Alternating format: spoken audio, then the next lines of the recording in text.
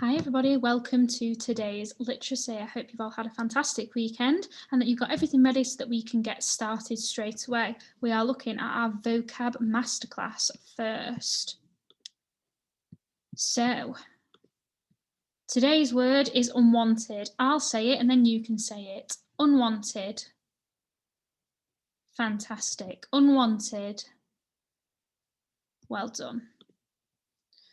So we're going to break it down into syllables now. Remember, syllables are the beats of the word. So we're going to break unwanted into the different beats. Get ready to clap.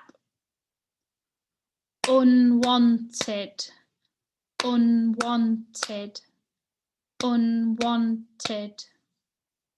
So it's got 3 syllables. Well done.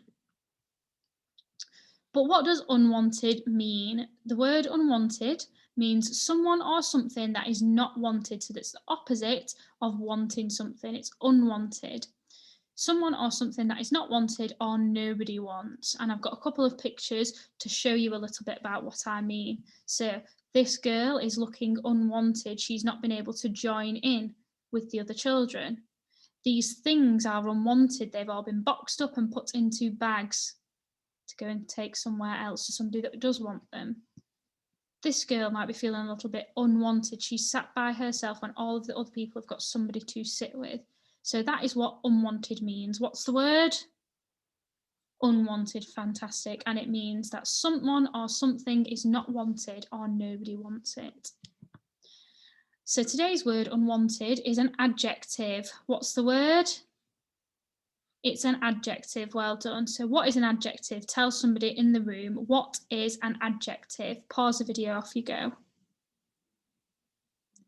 Fabulous. So an adjective describes a noun. So the word unwanted is a describing word. It describes something. It could describe how we're feeling or one of these objects maybe. It's a descriptive word. It describes a noun. So now I've got a sentence with the word unwanted in. What I'm going to do is we're going to read it together with our kung fu punctuation. And when we get to the word unwanted, we're going to shout it out. Okay? Let's go. Jenny felt unwanted because she was last to be picked. Bang. And you can see there she is, Jenny. She's been the last person for anybody to choose, and it's making her feel unwanted. It makes her feel like nobody wants her. Okay, now it's your turn. I want you to put the word unwanted in a sentence and tell somebody in the room. So you're going to use the word unwanted in a sentence. Pause the video, tell somebody. Fabulous. So hopefully you came up with a sentence maybe like one of these, but it might not have been the same, don't worry. The old unwanted toy sat alone on a shelf. There he is, feeling old and unwanted. Nobody invited me to the party. I felt unwanted. She's sitting by herself. Nobody invited her. So the word is unwanted, and I've put it into 2 sentences here. Maybe you've got a sentence that is similar to that. So now we're going to look at the synonyms and antonyms. A synonym is a word that means the same or similar. An antonym is a word that means the opposite. So a synonym for unwanted could be unwelcome. What could it be? Unwelcome. Fantastic. So if you're unwanted, you're unwelcome. Nobody wants you to be there.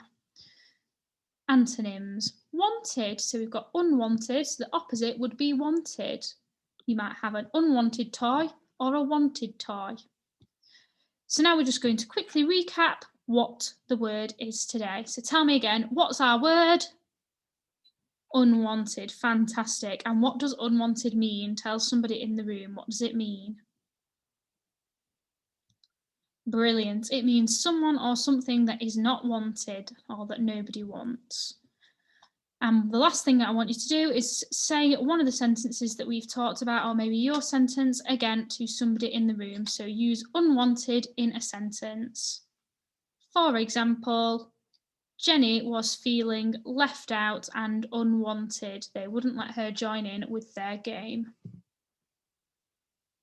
Brilliant, well done. We're going to move on to our literacy now. So you need to make sure that you have got your plan that you had last week that you made on Friday. So this is what the plan should look like. You might have one that looks like this, maybe with some communicating print pictures on, or you might have one that looks like this with your writing on. Okay, those are the plans that you made on Friday. So hopefully you kept them somewhere safe so that you could look over them, as like I asked you to do in the session on Friday. So now that we've got them, I want you to read through your plan to refresh your memory, because today we are going to be writing the first part of our story. So we need to make sure that we've got the story clear in our minds before we start writing. So pause the video and read through your plan from Friday.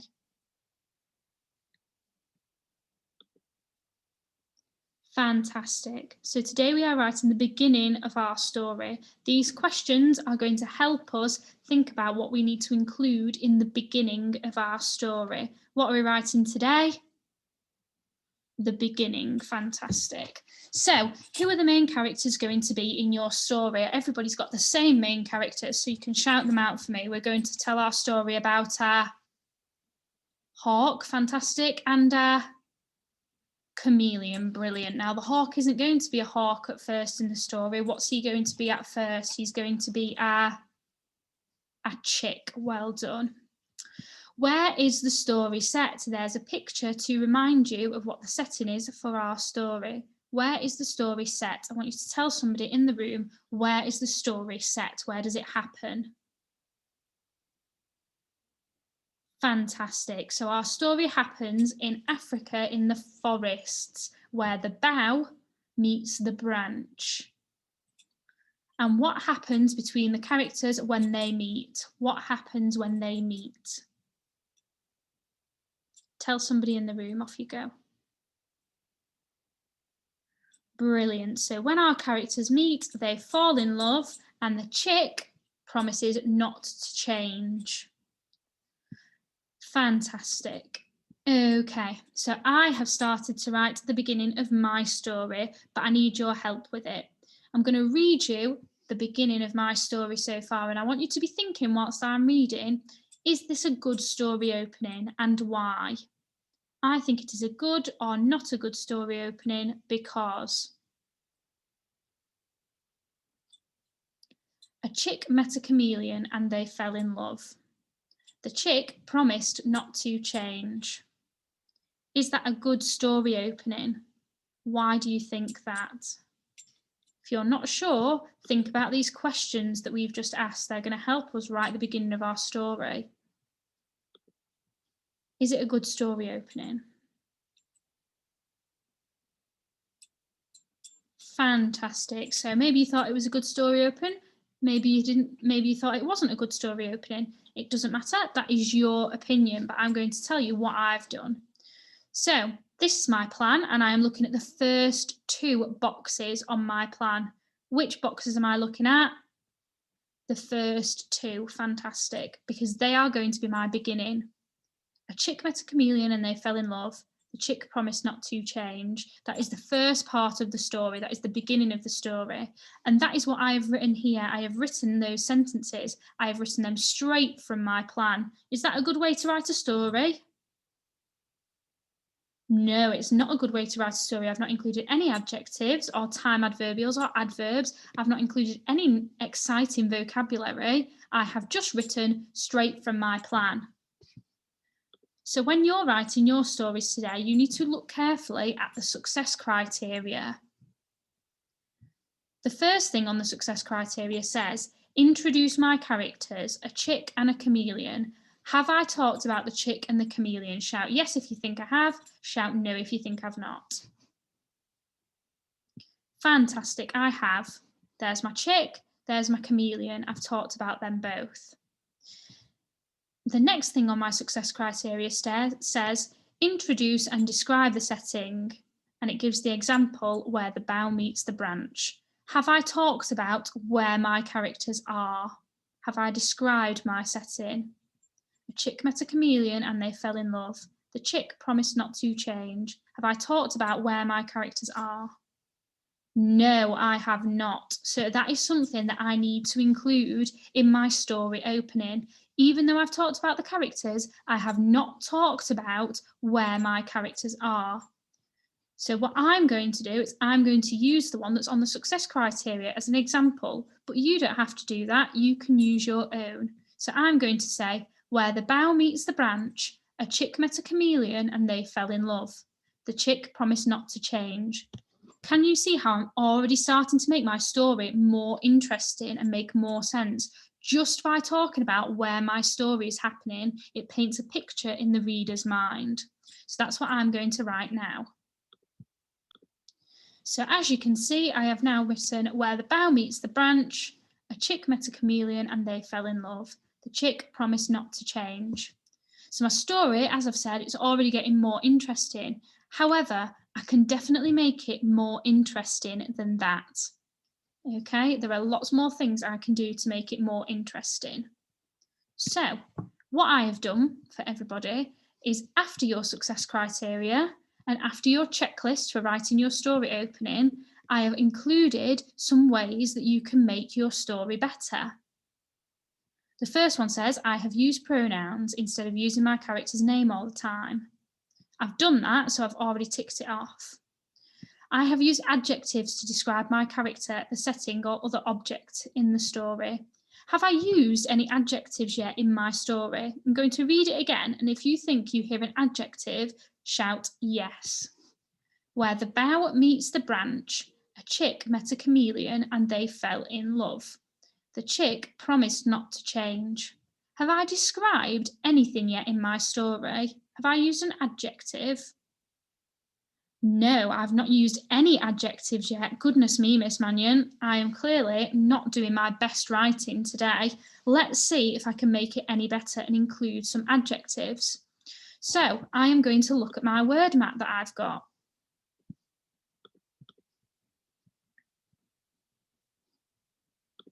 Here it is, and all of my adjectives are in light blue. And I could choose one of these to describe my character, the setting, or another object in the story. So I think I might start by describing one of the characters in my story, where the bough meets the branch, a chick met a chameleon. Let's start with the chick. How could I describe the chick? Whilst you're at home and you're listening, what I'd like you to do is have a look at these adjectives, and I want you to choose some of them that you think I could use to describe the chick. Maybe you could write them down on your piece of paper. I'm going to say, where the bough meets the branch, a something chick. How could I describe that chick? Have a look at the adjectives and choose one that I could write. Maybe write that sentence on your piece of paper. Is it a beautiful chick, a vibrant chick, a busy chick, a huge chick, a cute chick, a fluffy chick, a tiny chick? Which one makes sense to describe a little chick? Fantastic, well done. So I've decided that I'm going to write a cute chick. Where the bough meets the branch, a cute chick met a chameleon and they fell in love. So I've already started to put some adjectives in. So I could give myself a tick now to say that I've used adjectives because I've started to include some adjectives. Now I'm looking at how else I can improve my story. It says, I have used an expanded noun phrase. Right, well, I have used one adjective, but I've not made an expanded noun phrase yet. Maybe I could try that next. To write an expanded noun phrase, I write adjective, comma, adjective, noun. So what I'd like you to do this time is I would like you to choose two adjectives to describe the chameleon. Was it beautiful, stripy, cute, huge, tiny? What did the chameleon look like? Maybe you can think of some that aren't on here to describe the chameleon. Pause the video, write down a sentence to describe the chameleon. Fantastic. So I've decided that I'm not going to use the adjectives here. I'm going to choose some of my own. So I'm going to say, where the bough meets the branch, a cute chick met a small, comma, green chameleon. Why have I included a comma? Tell somebody next to you, why do I need to use a comma? Fantastic, because I'm writing an expanded noun phrase and we always use a comma to separate our adjectives. I'm going to read the story again. Let's see if it's made it any more interesting this time. Where the bough meets the branch, a cute chick met a small green chameleon and they fell in love. The chick promised not to change. Oh, this is already sounding so much better. Now, there are lots of other things that I could do, and I've included those on this list for you to use with your writing. Can you use any adverbs in your writing to describe the actions your characters are doing? Have you used any coordinating conjunctions like and? Well, I've used one already, so I'm going to tick that off. Have you used time adverbials to start some of your sentence? And they're there for you if you're not sure what they are. Everything you need is on your word map for you. So I'm happy with my opening now, and I'm ready to leave it for tomorrow so that I can write my middle. So now I just need to tell you about what your activities are. So everybody today is going to be writing the beginning of their story. What are you going to write? The beginning of your story. Fantastic. If you usually do the 1-star challenge, this is for you. You are going to be filling in the gaps in the sentences. Where the bough meets the branch, a chick met a chameleon. How could we describe the chick? It's light blue, so I'm using an adjective, and here they are. How could I describe the chick? Was it beautiful, fluffy, green, fuzzy, tiny, scaly, or small? What was it? I'm going to choose one, and I'm going to stick it in that place. Don't worry if you don't have access to a printer at home, or you can't glue or stick things. You can just write the sentence out and choose an adjective to put in that space instead. So you're going to fill the gaps with these different words to complete the sentences. Where the black boxes are, you need some punctuation. So in the black boxes, if you think you need a full stop, then you can put a full stop. Where the bough meets the branch, a chick met a chameleon. We can describe the chick, we can describe the chameleon. They into each other's eyes and fell in love. How did they look into each other's eyes? What did they do? Did they look into each other's eyes? Did they gaze into each other's eyes? Did they said into each other's eyes? Not all of the words make sense. We need to choose one that we think makes sense. Whoops. I'm going to go with gazed. They gazed into each other's eyes and fell in love. It's also important to remember our capital letters at the start of sentences, so make sure whilst you're writing these, you're doing that too.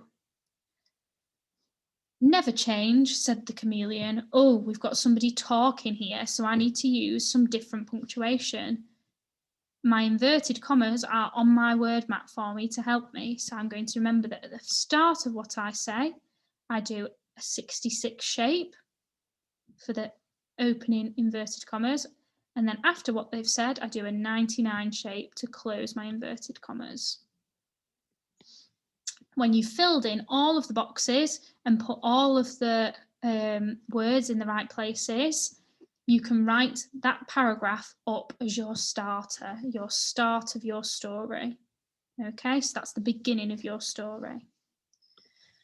The 2-star challenge. Now, the 2-star challenge is very similar. However, you've got some words missing from yours. And also, yours isn't in the right order. So the first thing you're going to have to do is figure out what the sentences say and then put them in the right order. Excuse me. So, what is this word going to be? It's two people together. That word is they. They into each other's eyes and fell in love.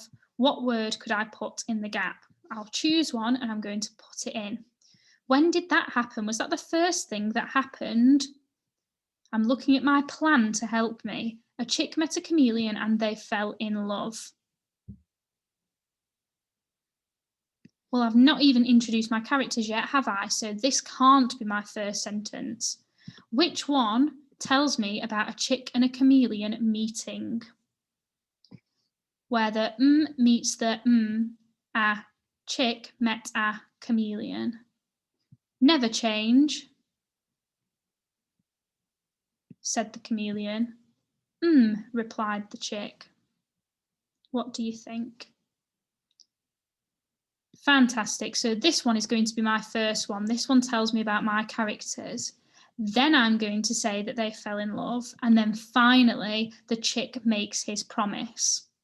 So your task is to put them in the right order, just like I've done. And then you're going to fill in the gaps where the meets the Look at the word mat to help you.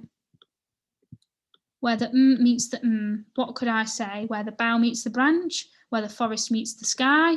You decide and stick the words on. A something chick, describe the chick. Meta, something chameleon. How could we describe the chameleon? And you're going to keep doing that. And then the last bit, I've given you a little bit more freedom. So, never change, said the chameleon. Replied the chick. What does the chick say back to the chameleon? I'm going to say, I promise. And that's what I'm going to write on that line. And that's what you need to do too. So you decide what the chick is going to say back to the chameleon and you write that on that space. Don't forget your inverted commas to punctuate your speech. And then finally, we've got the 3-star challenge.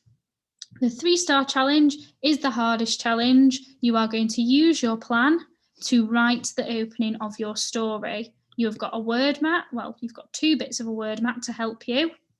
And you've also got your success criteria to help you as well. On the school website, it's not going to say there's a 3-star challenge because you are just using the success criteria and the word mat. So you've not got the communicating print resources like the 2-star or the 1-star to help you. You're writing your own story using your plan to help you. Okay? Don't forget, when you've read your story, after you've finished it, make sure you've ticked off on your success criteria the things that you've done to make sure you've included everything you need. The first thing you need to talk about are the characters. You need to talk about where they met. Use your plan to help you. Okay? So that's what you're going to be doing today. I really look forward to seeing what you're going to send in to us all, into the class emails, and I will see you tomorrow. Bye, everybody.